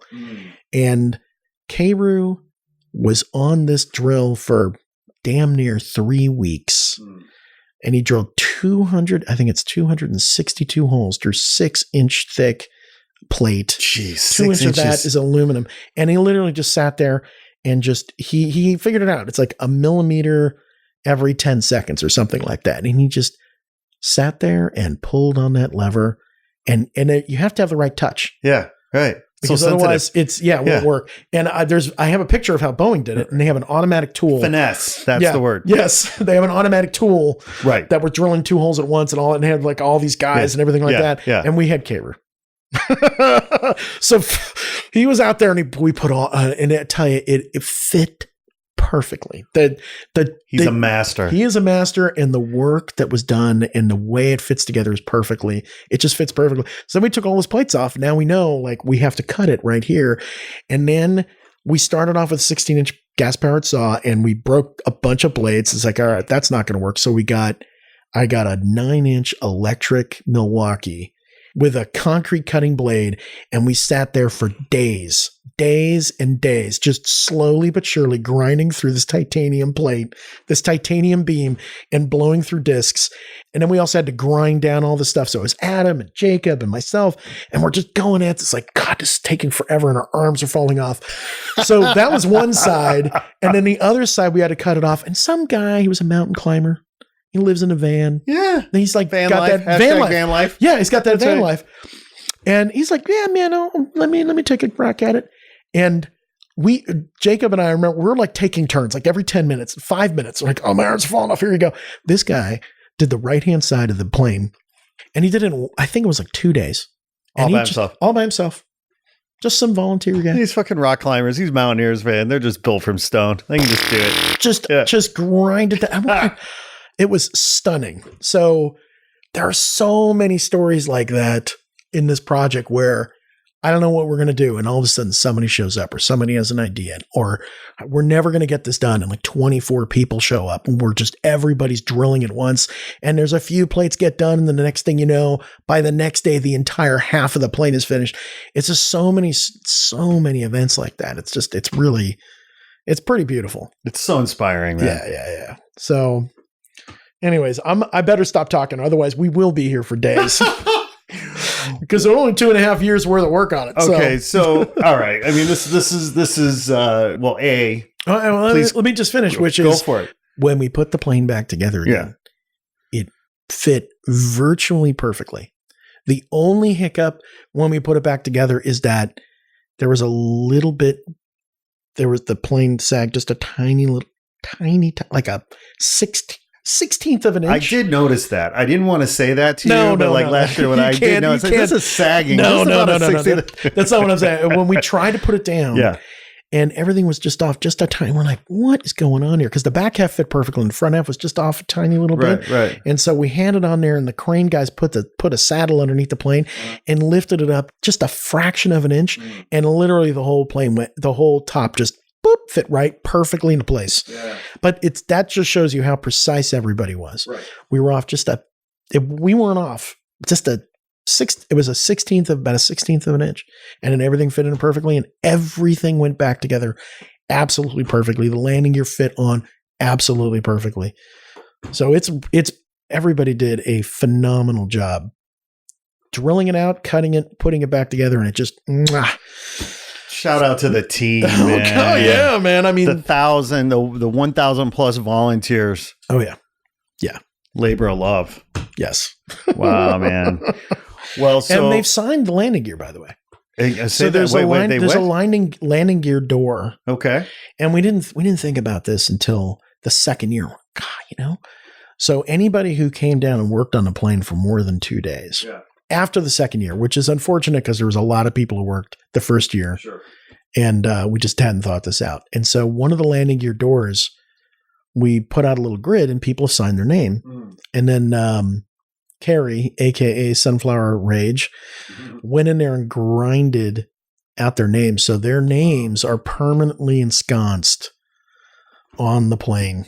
It's really nice. I still haven't signed it. That's a very Steve Jobs like thing to do because he had all the engineers like sign the On the inside of the original Apple. I just wish we had thought about it the first year because it would have been, shit happens.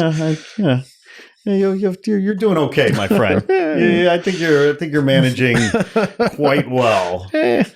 So, okay, couple things. One is, will you come back and continue this story with us? Because I mean, you've got a big few months ahead of you. Yeah.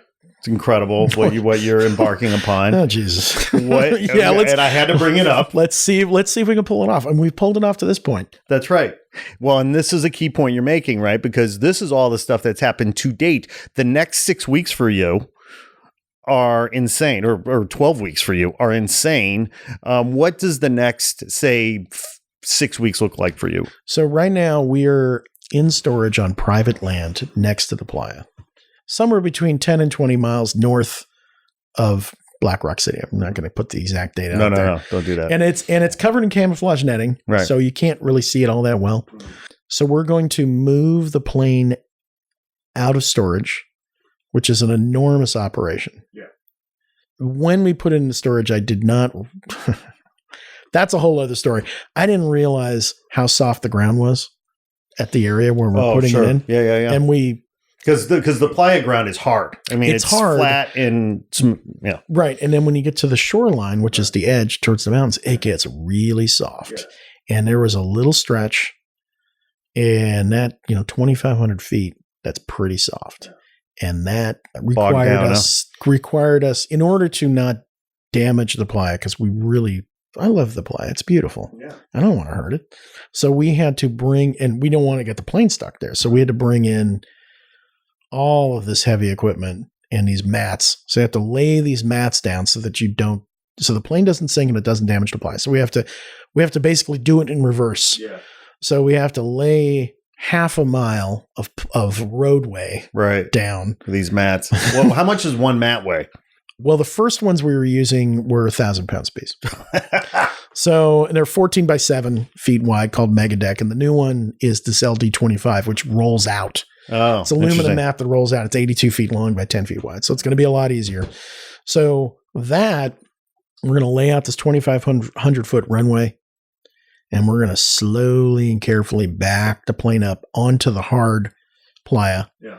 And then a few days after that, move it to Black Rock City, where it will do its last tour before its final flight to the lovely city of Las Vegas.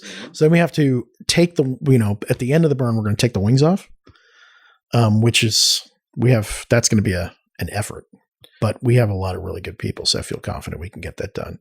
So we're going to take the wings off, and then we will move the plane off the playa to private land just up the road. Mm-hmm. So we're no longer in the National Conservancy area. Yeah. No more issues with the BLM. They're going to be happy we're gone. Yeah, they're going to be really happy. So we'll move it up there, and then we have to disassemble the plane into its 5 primary components. We'll have the wings off, so we have to take the front and the back off, and then take it to Vegas and put it back together again. So the timing around that is, we're trying to figure out the exact timing around that, but by sometime in October, we should be rolling for Vegas. So cool, man. It's insane. After you're done, I mean, my God, like, I don't know what a person like you does after something like this. I'm going on vacation. What are you talking about? Going to Disneyland? Is that what you're doing? I honestly, the last 2.5 years, this has physically been the hardest thing I've ever done. Physically. I have, let me see if I can rack up all my injuries. I tore a ligament in my arm. I did serious damage to my wrists using the drill. I remember we had to put these plates in, and the drill, we had this huge drill, and the drill kept catching. And so I've done major damage to my wrists, which I've been rehabbing. And so between the arm and that and a leg thing and some other stuff and some stress related stuff and blah, blah, blah. I have just physically fallen apart and I put on all this weight and everything like that. And so I want, if I can, I want to spend, the next 3 to 6 months just focusing on my health and relaxing and just trying to get back in shape and rehabbing some of these injuries. And then I'll figure out what the hell I'm going to do. I'll tell you what I'm not going to do. I'm never going to lead another Burning Man project. Okay, ladies and gentlemen, you heard it first. This is on the record. He said never. And there's no caveats. Well, no, hang on. I'm going to give it. Here's the only caveat. Because there are a lot of projects out there. Most projects out there, it's just all volunteers. That's like 95% of the stuff, maybe 99%. And this is the same thing. But there are some people who are like, I have this idea. I want you to build it for me. If somebody wants to pay me and the team an obscene amount of money, basically pay us what we're worth, then, okay. Yeah. Because we have the experience. We know how to do that.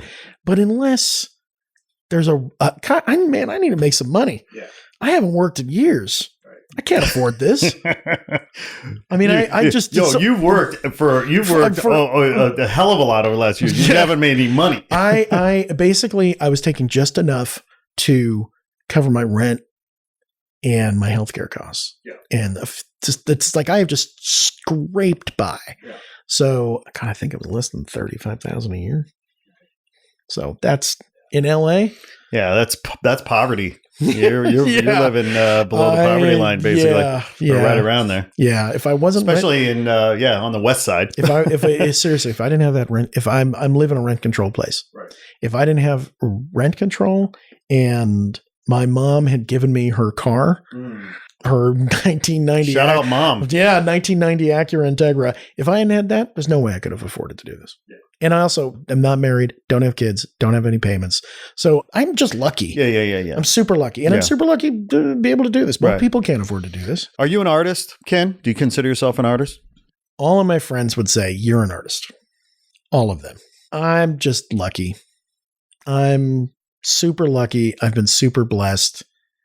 I get to build things and play, I don't know how else to put it. I guess I'm an artist. It is definitely an artwork. There's a bit of, I guess so.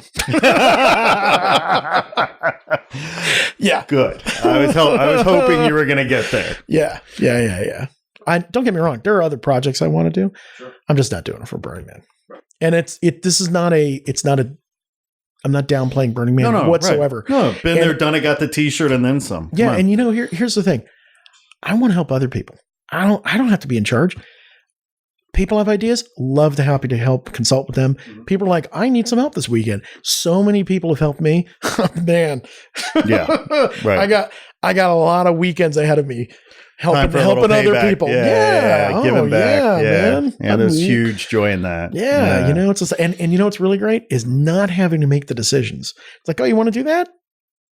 In such and such a way? Sure. Hand me the, happy to cut some wood, hammer some nails. Right. Paint some stuff, and I don't have to make decisions. You're either going to do it the right way and the wrong way, and I don't have to think about it. Great. Where do I sign? Yeah. The Titanic iceberg thing, I'm totally down with that. I just don't want to be in charge. Right. So for our listeners that want to support you in this endeavor, where can they find you online to make a donation or volunteer or support in some way? If you go to our wildly out-of-date website, it's true. It's bigimagination.org. Yeah. And there is a link, and it goes to PayPal. Mm-hmm. And there's also a volunteer sign-up page. Yeah, God, I hate to say it, but it's pretty out of date. Well, the only website that isn't out of date today is Amazon.com. I think every other website is technically out of date. Yeah, we're all just so busy trying to put the plane together. The emperor has no clothes, my friend. Yeah, no, absolutely. The cobbler's kids have no shoes. That's right. That's absolutely what's going on. That's right. So, but you mentioned 501c3. So is it tax deductible donation then? Is that? Yes, we are a 501. Got it. Okay. 501c3. Yeah. And so it is a tax deductible. Although if you're doing you have to make a donation over $200 for it to be. No, that's great. Yeah, No, that's but great. yes, absolutely. Yeah. So that's great. So and I'm guessing the bad news here is that people want to volunteer. That's probably a little bit fraught. I mean, we're on the eve of Burning Man. Tickets may not even be available anymore. Like, I know it's a very hard. Well, depending on when this comes out, we are going to be out in the Black Rock Desert July 30th through August. Okay, 5th. we'll be out next week with the podcast. So yeah, so that's when we're moving the plane. okay, but we definitely screen people right, sure. because this is you you need reliable, responsible, mature people. Now, if you're going to Burning Man and you're listening to this and you want to help out at the plane, if you want to help pass out emotional baggage tags or you want to help out boarding passes, you want to do some crowd control, you want to help us move the plane, what we would love to do is to have, we only want to move the plane a couple times because it's pretty big. Yeah, right. But we would love to It is a have plane. a parade of fire dancers in front of the plane. Oh, hell for yeah. example. Right. I mean, that's, Yeah. and then, we need a bunch of people to take the plane apart. Mm-hmm. Yeah. At post-burn at strike. Okay. So, Good. So there's lots of interesting opportunities. You gotta, we don't, when we need, especially anytime we're moving something or building something, it's like, we love the help. Yeah. But we also want to make sure that people are safe and dependable and all those. Well, mostly it's experience with tools. Yeah, right. So, right. And rather than being a tool, we want people with experience using tools. With so I forgot, I think we were on Playa and some people came up and were like, oh, we want to help out. It's like, oh, okay, great. And I don't know how they did hot white girls. Yes. Yes, they were. That impression seemed like hot white girls. They were, and I'm not disparaging hot white girls. I'm not going to, particularly this. Many of my ex-girlfriends are hot white girls. Particularly this woman, she meant well, and I don't know exactly how she did it and what she was doing and what she needed to cut, but she took a one of those like the safety razor X-Acto knife thing. Oh yeah, right. And somehow utility knife, and somehow managed to gouge her leg. Within 5 minutes of offering to help out, she had a huge spurt of blood coming out of her leg. We're like, big bandage on there, over to the hospital, and then we're like, nobody else from outside of the camp is helping us. Yes, yeah. If you don't show up and say, I've got a whole bunch of experience with construction, right? It's like, all right. Your union card here you go. Otherwise, no tools for you. What can I say? We got to draw a line somewhere. I got a boarding pass and we got a flight attendant uniform waiting for you. Ken Feldman, I want to tell you what a privilege and honor it has been to sit down with you on our little podcast today and talk about your amazing, epic, artistic expression that is the 747 Project mutant vehicle at Burning Man for the last 5 years. What a story. Scott, thank you very much for having me on. And I just once again want to take this opportunity to say thank you to all of the people who have made this possible. Because there's a lot of people out there who have ideas. Yep. And if you have a massive idea, you better have a massive community to execute on it. Otherwise, it's just an idea. So this is really a testament to all of the people who've worked so hard for so long to make things happen. Wonderful. And then, whenever they see that thing moving across the plot, it's like, hell yeah. There you go. I did that. I was part of, I contributed. Contributions. All right, I'm going to leave you with this last thing. So I was at dinner a few months ago, and there was like 10 of us, and the host is like, we're going around the table, and he says, and Ken did the 747 at Burning Man, and I'm super embarrassed about it. I don't like being called out like that, sure. And everyone's like, oh, blah blah blah blah blah, and this woman says to me, I got to sit in the cockpit for a couple of hours filling out postcards and stuff. And it was just this incredible experience. And there was like a whole huge story. There's this huge story around it. And now that I'm saying this out loud, I can't say what. Too personal. Well, she might have been inebriated. Yes. I'm like, I can't tell the story, damn it. It's so good though. All right. Anyways, thank you very much for having me on your first podcast ever. Hey. Thank you. What an honor. This is, we popped your cherry, Yeah. your podcast cherry. Can we talk about your project? Well, we Is can. that okay? Or We certainly can talk about it if you're comfortable talking about it. I'm comfortable talking about it. I mean, Well, it's, So you and I met through our mutual. By the way, French people leave and they never say goodbye. Jewish people say goodbye and they never leave. So that's my. Well, that's cool because I live here. I'm not going into that. That's good. Yeah. So you and I. Okay. Well, first of all, I experienced Burning Man for the first time last year. I rolled up on the 747 sitting on the playa, and it literally blew my mind. It blew my mind. It just because somebody had the intention and the gumption and the vision to do it. Stupidity. And what is this thing doing here? And who are who is the person in the peoples, with the courage enough and the love enough to do this. And so just by the fact that it was there, and I'm one of those people, it's like, Sir Edmund Hillary, when asked why did he climb Everest? Well, because it's there. Like I'm one of those people, right? So just the sheer audacity of it is enough to inspire me. And I just say, wow, hats off, tip of the hat. And then I, of course, it was later in the night, so I didn't do the emotional baggage, but I did go onto the fuselage. I went onto the planes, and it was just mind blowing. And I came back again a second night.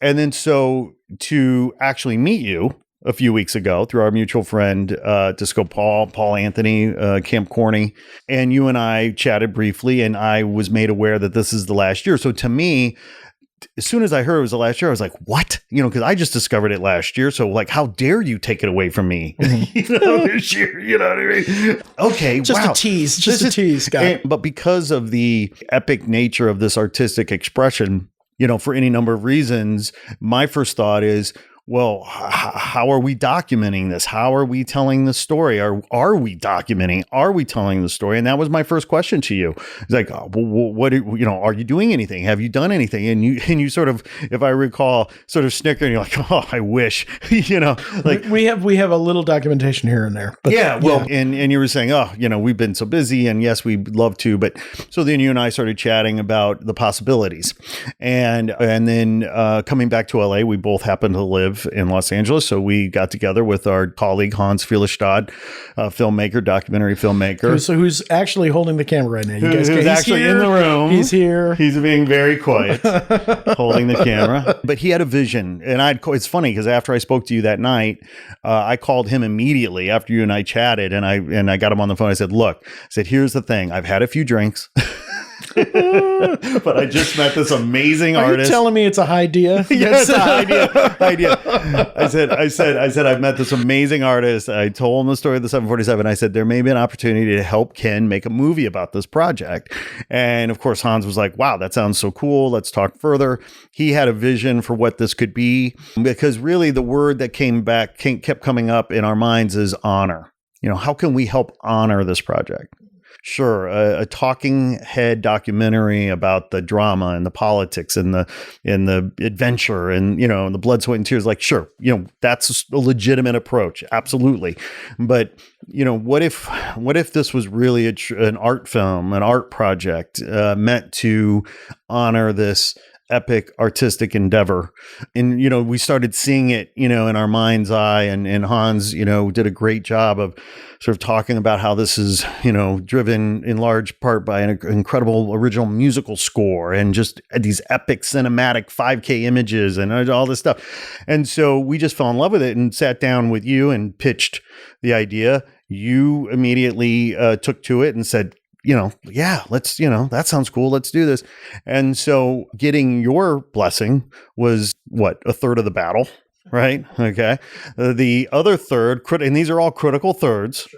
The second third was getting permission from the powers that be at Black Rock City, Burning Man, to actually grant us permission to do this during Burning Man, which, quite frankly, I was not expecting to get. One of the principles of Burning Man is the decommodification, right? Or decommodification. They're not interested in commercial projects. But we submitted our pitch to them, much to our delight and surprise. They granted us permission. So now we've got 2/3 of the process of the pie. And now we're here in the back third, which is about raising the $1 million that we need to actually make this project. Right? And by the way, we need it like yesterday. Oh yeah. So where do people go if they want to? They call me at 310-773-1165. There you go. But we've been around this block before. We have made other documentary projects. We've been involved both directly and tangentially in the business for years. My wife's in the business. We just, it's just kind of the world we operate in. So all the pieces are laid. We've got proper team, proper budget, proper cash flow projections. We've got the LLC set up. We're ready to go to accept the financing to actually get this project off the ground. The team we've assembled is phenomenal. They've been shooting in extreme conditions, whether it's war zones in Afghanistan or underwater, scuba, whatever. So the team is pro. We are investing a big chunk of that money. The big chunk of that, 2/3 of that money is all about the glass. It's all about the lenses. It's all about the gear and the cameras. I mean, this is going to be a gorgeous, beautiful, cinematic experience for people to hopefully get just maybe a glimpse, an inkling, just a tickle in the tummy as to what this experience might be like on the playa. And so this is what we're really excited about. We want to honor this project. We want to bring this to life so that, the project can live on in a different medium moving forward and inspire other people who may not even be born yet. Can you imagine seeing somebody 30 years from now watching this film going like, wow, this is inspiring me.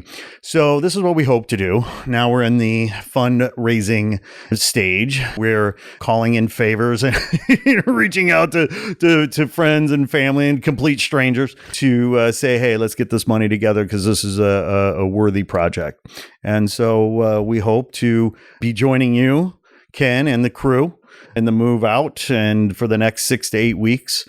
And, we're ready to go. We just need a few ducats, a million ducats. I got to say, I'm pretty psyched about this. I really hope this can happen. And I really like the vision. It is definitely more interesting than what's the drama? People, people don't need to know the drama. We got enough reality TV show train wrecks out there. And there's enough drama in the world. We want to bring more beauty into the world. And seeing the 747 on the playa last year, and to me, in my eyes, was one of the more beautiful things I've seen in my life and at Burning Man, and it inspired me. And, to the extent that we can help bring some of that beauty to film and to the screen, then if that's the gift that we can bring and contribution we can make, then we're honored to do it. And so, that's what we're working on. And we're going to just, move forward with the courage and confidence that the universe will align with us. Well, I got to tell you, this project has stranger things have happened in shorter periods of time. That's right. That's right. So may the playa gods bless you guys, because I would love to see you guys out there, and it would be great to be able to capture this. Thank you, Ken. Yeah, we agree. And, hey, we're going to listen, if putting good vibes out there. This is just good vibes. Good vibes. Good vibes. Ken, are you hungry? You want to go get some lunch? My phone has been blowing up. So as long as there's nothing urgent, yeah, I'm hungry. Okay, I haven't had breakfast yet. So we'll adjourn the podcast, my friend. Thank you for coming. I wish we could take you all to lunch, but that's just not possible. That's right. That's right. And again, my friend, such a pleasure. Be well. We'll talk soon. Yes. Over and out. Thank you. Ciao. Hey there. Thanks for tuning in. Please be sure to like this episode and share it with your friends on social. And if you haven't already done so, please be sure to press subscribe and follow us on IG at Not Real Art Official. We appreciate the support. Sourdough out.